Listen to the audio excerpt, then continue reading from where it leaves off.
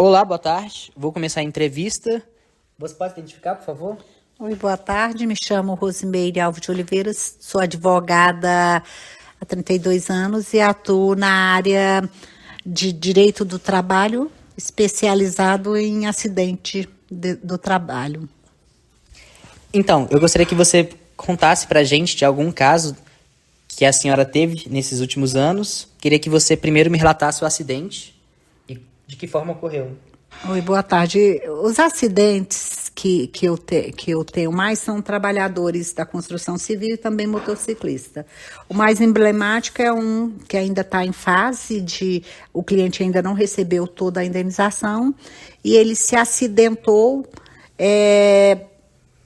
quando ele estava se dirigindo, saiu da empresa e foi entregar uns documentos.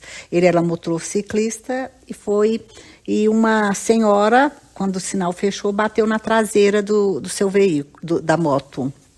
Na sua perspectiva, o que causou esse acidente? O acidente ele foi causado justamente porque a senhora que colidiu com a motocicleta, ela não estava prestando atenção no trânsito. O sinal fechou e ela não percebeu. E as consequências do acidente para a vítima? O que aconteceu com ela depois que teve esse acidente?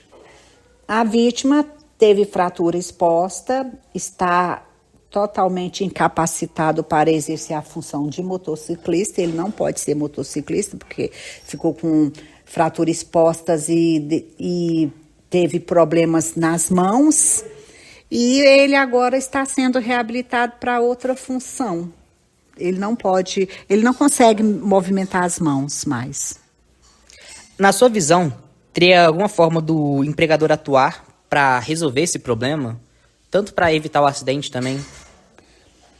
Nesse caso específico, porque ele não foi o causador do acidente, eu acredito que não.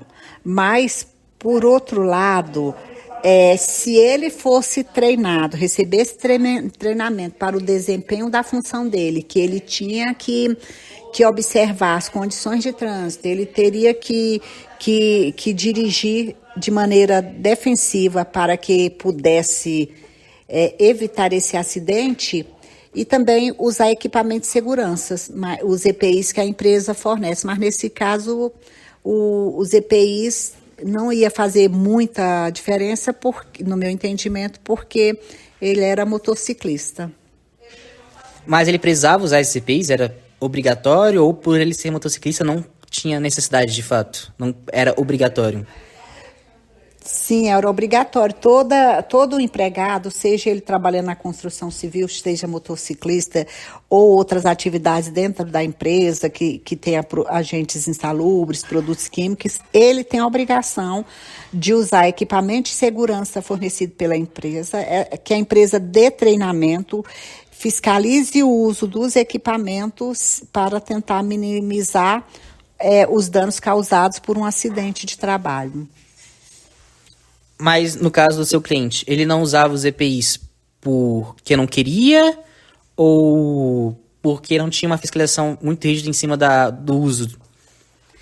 Primeiro, ele usava os EPIs dele mesmo, porque o capacete a empresa não fornecia. Como ele era motociclista, ele tinha seu próprio capacete. A roupa também própria a empresa não fornecia, ele não estava usando roupa própria para motociclista. Então, a empresa não forneceu os equipamentos que poderia também minimizar os danos com relação a escoriações e outras lesões que ele sofreu porque não estava com a roupa de motociclista adequada. Ah, sim. E outra pergunta. Na sua perspectiva, o poder público poderia ter agido de alguma forma tanto para evitar quanto para resolver esse problema?